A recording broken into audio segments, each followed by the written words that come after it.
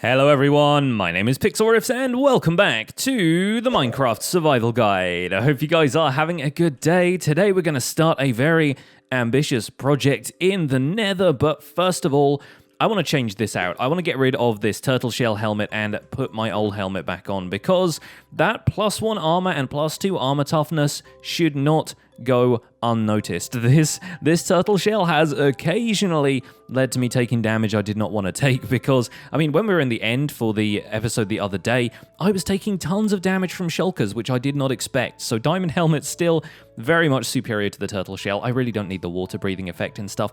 It was fun to wear it for a couple of episodes, but today we are back in action in full diamond plus elytra, and we are going to head out to the Nether. We've got some stuff to do today, my friends. We have some stuff to do, and that is a long overdue project. Oh, I keep flying towards that way, even though I know my main Nether portal is now over this way. Yes, I am going to be working a little bit more on the Nether hub later today. That's going to be happening on a live stream, so that's probably been yesterday's live stream for you guys if this is coming out on Wednesday. But today, I actually want to get started on a completely different project, and that is to make a wither skeleton farm. That's right, our first wither skeleton farm for wither skulls, and possibly even, if we wanted to have it, a renewable source of coal. And we're going to start out with a very basic wither skeleton farm because there are a few different ways to harvest wither skeleton skulls. We're going to start off with the easiest one so that you guys can kind of ease into the concept of it. And then in the grand scheme of things, we'll probably make a couple of different wither skeleton farm designs in the grand scheme of things, just so we can cover everything that we want to do. Now, this right here is a nether fortress, which we are fairly familiar with at this point, and this is the start of the nether hub. It will probably look a little bit different by the time this video actually goes out. But then over here, we actually have a much better suited nether fortress for our wither skeleton farm, and that is because this one over here is mostly over lava. The first thing to take into account when you want to build a wither skeleton farm is how many other spawnable blocks are in the area, because wither skeletons, yes, I know, Blazers, you're mad at me, wither skeletons actually take up the same mob cap as a bunch of the other mobs in the area, including, of course, the famous zombie pigmen. So anywhere you can basically eliminate spawnable space for other mobs like zombie pigmen, that's going to be ideal. Obviously, they will still be able to spawn in your fortress, but the whole point is to pick a location that is mostly, if possible, above a lava lake like this, because then you will limit the amount of spawnable space around here and allow for instant despawning when you get 128 blocks away from the farm and from any other spawnable space, and that will allow you to reset your wither skeleton farm a little bit faster and take advantage of the nether fortress bounding box. Now, what do I mean exactly by a bounding box? This whole structure is made out of different components, each of which has an individual box around it that you can't actually see right now, that kind of determines where the components of a nether fortress spawn. Like, certain things can connect to each other. Like, you're not going to get a room that's all closed off attached to one of these corridors. It's always got to have an entrance and an exit so that you can navigate around a nether fortress. Did that skeleton just shoot me? I'm pretty sure... Oh, there's a guy down there. Okay, well, we'll get rid of him. I was pretty sure these skeletons were far enough away that they weren't just going to snipe me like that. So, back to what I was saying. The fortress itself is made up of all of these individual components, and they each have their own bounding box. However, the area in which the fortress spawns is actually taken up by a pretty huge bounding box that will basically determine the spawnable space for mobs which are unique to nether fortresses. You'll get blazes spawning in here and wither skeletons. You'll also occasionally get regular skeletons, and you'll get all of the other mobs that spawn anywhere in the nether as well, but in this space here is actually the spawnable space for wither skeletons, and it will surprise you with how large it is, because there is genuinely a really big area in here. Hello. There is genuinely a really big area in here in which wither skeletons can spawn. It's not just all of these pathways. It's not even the individual bounding boxes of the nether fortress structure itself. It's a really big area. And to show you what I mean, I'm going to head out into a creative mode version of this world, a copy that we've used in various other videos that's using the same seed. It doesn't have all of the same stuff built in it right now, but I just want to show you exactly how the bounding boxes of these areas work.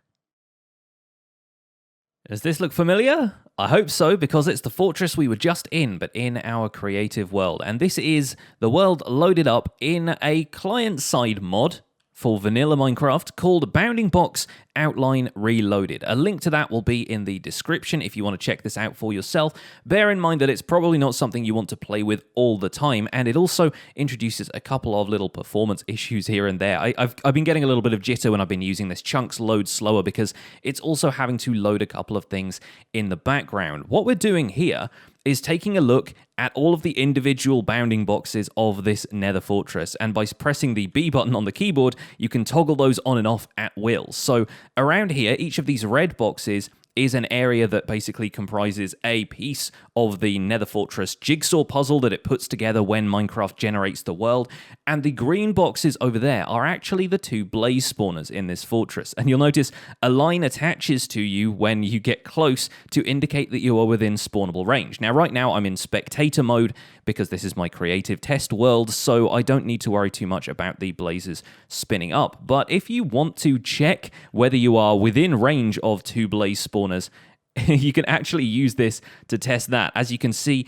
this wouldn't make for a very good double blaze farm because the lines aren't going to connect me anywhere. I'm actually too far away from both spawners for them to activate at once, whereas our own nether fortress over there, our main home nether fortress, has that double blaze spawner in it where we can activate both of them at once. So this fortress is basically going to be ideal to break down for a wither skeleton farm, and the large majority of it, as you can see, is over lava here. Now, we don't even need to worry too much about using the bounding boxes of the individual nether fortress components in the making of this wither farm, because if we press O and change the outline to the overall bounding box, it looked like it disappeared, but it's actually a really large bounding box. As you can see, it basically stretches to all the extremities of where this nether fortress has generated.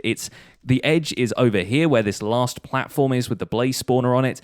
It stretches into the netherrack that way and goes on for several more blocks over there because that's where the last tunnel ends up going into the netherrack, the last of these bridges. It even stretches into the netherrack over here because there's a tunnel inside the netherrack that leads out that way, and this entire area could be used to spawn wither skeletons. And you might wonder why we haven't seen wither skeletons spawning on the netherrack around here if that is the case. And the kind of hidden mechanic here is that wither skeletons are only really able to spawn on nether brick blocks. They will only spawn on nether brick blocks because that is the block that's used to make up nether fortresses. So by creating a custom area of nether brick blocks within this enormous bounding box, what we can do is control the area in which wither skeletons are going to spawn. You'll also notice that the bounding box continues down until maybe about 10 blocks above the lava here too. So there is a wide open space that we can use to build this, which means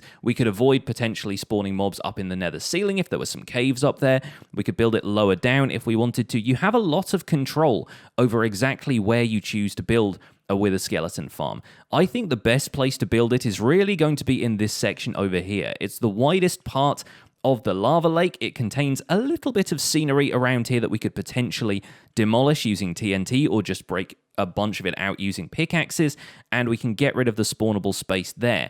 The bounding box of the fortress ends about here, and I think overall that's going to be the best place in terms of the amount of effort we want to put in to start our wither skeleton farm. So I'm going to do a lot of work to break down this nether fortress today. Obviously, we're not going to be able to build the farm in full today, but just bear in mind that whatever stuff we're breaking down here, whatever we are building around here, it has to be within this enormous bounding box for it to be an effective wither skeleton farm. Here we are back in the main survival guide world, and as you can tell from the amount of wither skeletons spawning around here, I think we are onto a winner with this place. I think this should be a really great place to build a wither skeleton farm, and I'm really hoping that we can get a few more skulls so that we can get a few more beacons on the go, and also so that I can use wither skeleton skulls for banner patterns and stuff like that. Remember, the banner pattern of Founders Forge uses a wither skeleton skull. The pattern I wanted to put on my shield again is that skull and crossbones pattern you get from a wither skeleton skull, so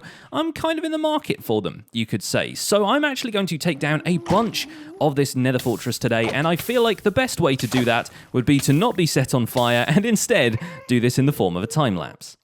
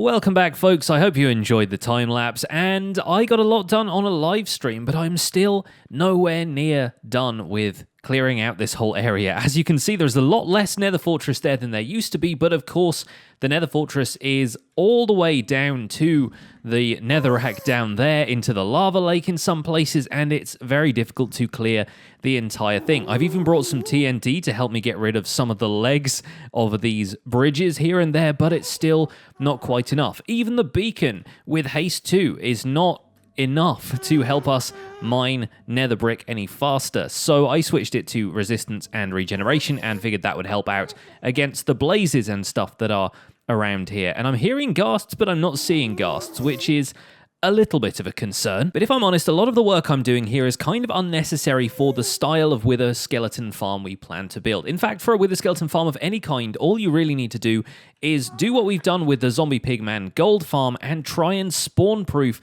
as much of the surrounding area as possible. And that doesn't mean taking the blocks away. It just means putting some kind of like non-full block on top of any possible spawning spaces, so we could cover this entire thing with slabs, we could cover it with stone buttons, you could even, if you wanted to, cover it all with redstone dust, although I'm not quite sure why you would want to do that, considering redstone dust is relatively rare compared to stone, which is everywhere in the overworld and quite easy to harvest. But the whole idea behind clearing out this entire nether fortress is that eventually we're going to upgrade the basic wither skeleton farm that I'm going to make in what will now be tomorrow's episode into one of the more kind of high-tech wither skeleton farms, and I want to kind of model this entire area from scratch, basically. I kind of want to work with this entire area from nothing, and that means reducing down a whole lot of this. We're not going to touch most of this nether fortress up here, except to expand the platform that we're going to be spawning the wither skeletons on in the first place, but I want to get rid of most of this stuff over here. That's also reducing the spawnable space that can be taken up by blazes and wither skeletons, and just making sure that those only spawn in this area. Not that I think it matters hugely as far as the mob cap side of things goes. Oh, hello. There's ghasts spawning all over the place, and I can I can see myself easily shooting an arrow into one of those zombie pigmen if I misfire here. But yeah, I don't think it matters hugely that we reduce the spawnable space for specifically Nether Fortress mobs, but that just kind of helps to make my job a little bit easier, and definitely means fewer blazes spawning away in the distance and fireballing me while I'm working on this project. But for now, let me at least go over what I've got from taking down this Nether Fortress so far, because there is quite an amount here. In fact, I've started to stack chests in front of other chests in order to contain the amount of supplies we have, because turns out a Nether Fortress is made of an awful lot of blocks, and I have a ton of nether brick in these chests here, and in a couple of these. Yep, that one's completely full. That one I've just started. There's one here that's completely full, and that one has a little bit going on in it as well.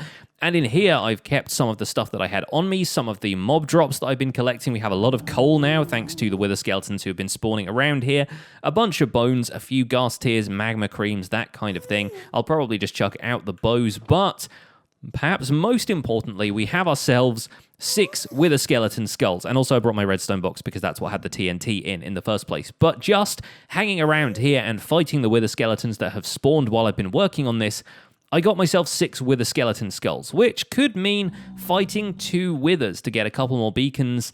Or, alternatively, it could mean reinstating the skull and crossbones shield that I got in a previous episode and lost thanks to the charged creeper explosion a little while ago. And I feel like that is kind of worth it, because pretty soon, hopefully, we will be getting ourselves a whole bunch of wither skeleton skulls from the farm, and so I don't feel too bad about spending a bunch of these on a shield. So there we go, we are reinstating that one. I'm retiring the one with the flag of Founder's Forge, and we are back to having our skull and crossbones shield, and I feel a little bit happier now thanks to that. Well, that's going to be it for this episode of the Minecraft Survival Guide, folks. Thank you so much for tuning in. Tune in tomorrow for part 2, where we will have a wither farm hopefully completed. A wither skeleton farm, I should say. I always call them withers instead of wither skeleton farms. The shorthand kind of helps. But that's going to be it for today.